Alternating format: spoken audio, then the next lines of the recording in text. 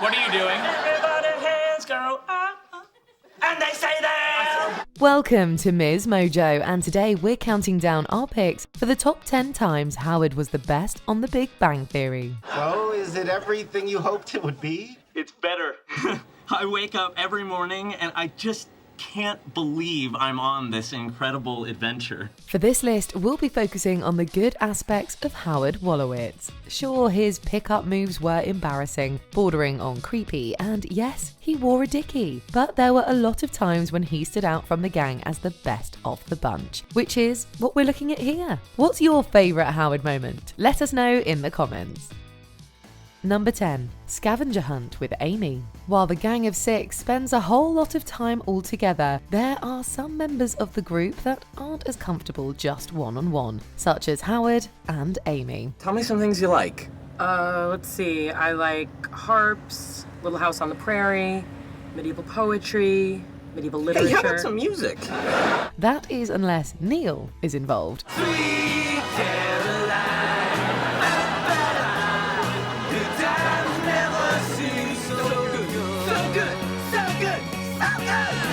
And the best example of this comes during the scavenger hunt, when winning takes second place to singing along to Neil Diamond songs. But while Mr. Diamond was a friend maker in season 7, it was Neil Sedaka who got Howard and Amy grooving while working in the lab together in season 11. Sweet Gallatin girl, I love my Gallatin girl, each and every day, oh yeah! Number 9. The magic trick. Everyone loves a good card trick. It's a childish trick designed to confuse and intrigue simpletons.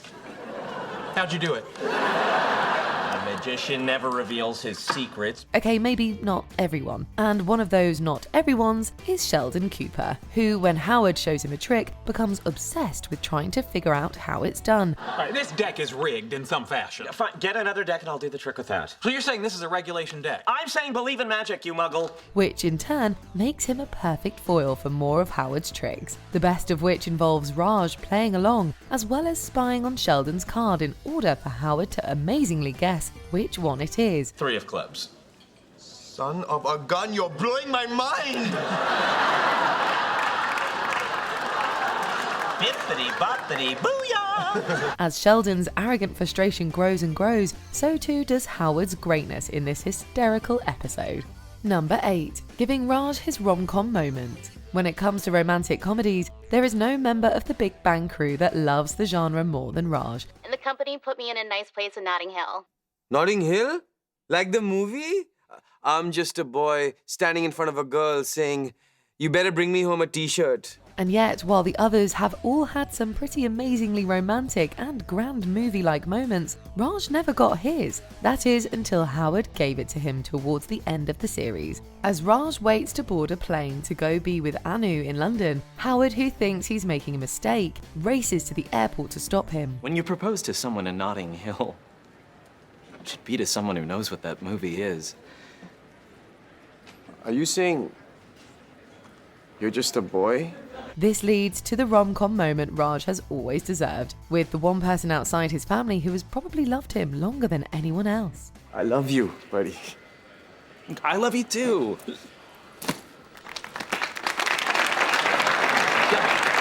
No, that's not what's happening here. Number 7. Naked laptop. When Howard and Sheldon fight over a parking spot at the university, things escalate to the point of nudity. Fun story. Meanwhile, you still don't have a car. Don't try to change the subject. This is about a parking space. It has nothing to do with cars. Are you listening to yourself? Since Sheldon is trying to keep Howard from his parking spot, Howard decides that an appropriate retort would be taking over Sheldon's spot on the couch in his apartment. But while just sitting in his spot would certainly cause Sheldon anguish, doing it without clothes on takes the anguish to a whole other and very funny level. He wasn't using it. And I needed a nice, cool piece of leather to wiggle my naked ass on. But wait, there's more. The cherry on top of this prank is that while Howard's butt is on Sheldon's spot, his other parts are keeping warm underneath Sheldon's laptop. I have to say, I thought you'd be more upset that your laptop is sitting on my junk. I didn't pick up on that. That's a nice touch. Number 6. Crappy student. In season 8, Sheldon is promoted to junior professor, and as such needs to teach a class. Unfortunately for him, his reputation precedes him, and no one signs up for the course. I'm more than smart enough to take your class. No. Yes. In an effort to help him out and learn, Howard decides that he'll take the class. But when he finds out that Sheldon's goal is to make the class extra difficult and humiliate him in the process, Howard goes from willing student to crappy student. What are you doing? If you're gonna be a crappy teacher, then I'm gonna be a crappy student. Ludicrous going in on the verse because I've never been defeated and I won't stop now. Will you stop it? And it turns out he's quite good at it. Along with some classroom singing, he also shows off his amazing accuracy with a spitball. You shot your spit in my mouth! Is that gonna be on the test? Because I don't think I can do that again. Number 5. A changed man. At Howard's bachelor party, a drunk Raj makes a best man speech that reveals a bunch of Howard's sordid past sexual misadventures. Leonard and I took Howard to Las Vegas and paid a hooker to pretend she was Jewish and that she wanted his little kosher pickle. And while the speech goes over very well with the guys in the restaurant, it doesn't play so well with his fiancée when Will Wheaton posts it online. Unsure of who she has agreed to marry, Bernadette begins to rethink the whole situation. And desperate to apologize, Howard goes to the apartment to see her. What I really want her to know is that the guy that she's disgusted by is the guy that I'm disgusted by too, but that guy doesn't exist anymore. He's gone. Bernadette refuses to come to the door, so he instead makes his apology speech to Penny, a speech so heartfelt and moving that it not only makes Penny cry, but leads to Bernadette confirming that the wedding is indeed still on. Let her know that she made me a better man, and tell her thank you. Oh my God, Howard! Number 4. Emily or Cinnamon. Everyone was happy when Raj met Emily and finally had a serious girlfriend and some regular coitus. It's called Emily or Cinnamon. I give you actual quotes I've heard Raj say, and you guess if he was talking to his girlfriend or his dog.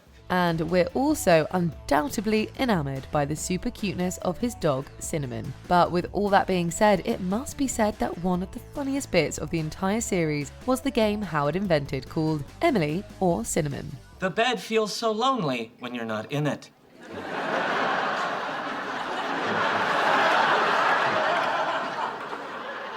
Yeah, I may not be liking this game so much. Cinnamon, give me another one. The only thing funnier than playing along and trying to guess who Raj was talking about when he said those quotes was watching Leonard crack up with Howard's reciting of each one. Maybe I am. Who wouldn't want to be the girl, or possibly dog, to hear the words, "You're so lucky, you have the shiniest hair." That is a tough one. Number 3. Dungeon Master.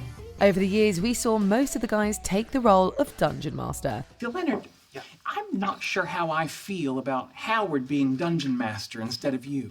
Oh, that's nice, but relax. Sometimes change is good. And while Sheldon's creation for Bernadette was sweet and empowering, and Leonard's Christmas version was inspired, when it comes to ranking the Dungeon Masters, it's the guy without the PhD who outshined them all. Travel with caution.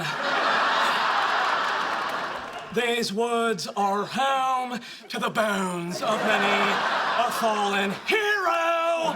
His storytelling ability is top-notch, and we witness his ability to improvise when Raj leaves in the middle of the game. But the real reason his Dungeon Master is so masterful is his celebrity impressions. You'd think, after all these years, I'd know not to fly over volcanoes.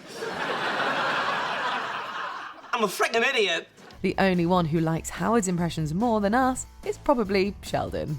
Number 2. Howard in space. In the entire history of the world, fewer than 600 people have ever gone into space. So if you're one of them, it's definitely an accomplishment worth celebrating. And Howard is one of them. Hey buddy, how's it going up there? You don't have to shout, Raj. It's not like I'm an astronaut floating around in outer space. Oh wait, I am. Now, it's true that astronaut training almost beat him, but he persevered and made it through. I survived. I wasn't sure I was going to when the sandstorm hit. Just pulled my turtleneck up over my head and waited for death. And sure, his experience in space wasn't the most heroically inspiring, but the mere fact that he went up in that spaceship is easily enough to earn him a best moniker. A fact that he's all too happy to point out at various times upon his return. To Stuart, your comic book store is out of this world, just like the guy in this picture was. For the record, he also thinks the Walgreens and the dry cleaners are out of this world. Before we unveil our top pick, here are a few honourable mentions. Infinite persistence. You don't need a PhD to come up with great ideas. Well, if you made a guidance system, couldn't you use those vortices as a gyroscope? Wow, never thought about that. And since it's in a quantum state, it would maintain an infinite persistence. The squeaky floor solution. And he does it all in those ridiculously tight pants. Maybe in looser pants. Then step, grab, tiny pivot, pull, and you're there. Howard has a thing for Cinderella. Everyone has their favourite Disney princess. We don't judge. And I have a surprise for you. Please be Cinderella, please be Cinderella. Well, hello, Prince Charming. Lamb stew. It's delicious and a good way to get his mum out of the house for a little while. Please, I got a real hankering. Oh, I can't say no to my little tushy face. The Sheldon costume. Arguably his best impression ever. Why are you laughing? His statement was factually correct. You're sitting in my spot. You don't have a spot. Before we continue, be sure to subscribe to our channel and ring the bell to get notified about our latest videos. You'll have the option to be notified for occasional videos or all of them. If you're on your phone, make sure you go into your settings and switch on notifications. Number 1. The song. Each of the guys had their moments of romantic gestures on the show, but one of the best, and definitely the most toe-tappable one, belongs to Howard. I'd be an atom without a bomb, a dot without the com, and I'd probably still live with my mom. And he'd probably still live with his mom. To celebrate the anniversary of his first date with Bernadette, Howard surprises her with a song he wrote and gets the rest of the gang to join in. If I didn't have you, life would be dreary. I'd be string theory without any string. I'd be binary code without a 1, a cathode ray 2 without an electron gun. If I Didn't Have You is a sweet, funny, romantic and ridiculously catchy tune that left most of us crying along with Bernadette by the time it was over. It was such a popular moment, it even led to fans doing covers of the song for their significant others. I couldn't have imagined how good my life would get from the moment that I met you, Bernadette. Do you agree with our picks? Check out this other recent clip from MsMojo and be sure to subscribe and ring the bell to be notified about our latest videos.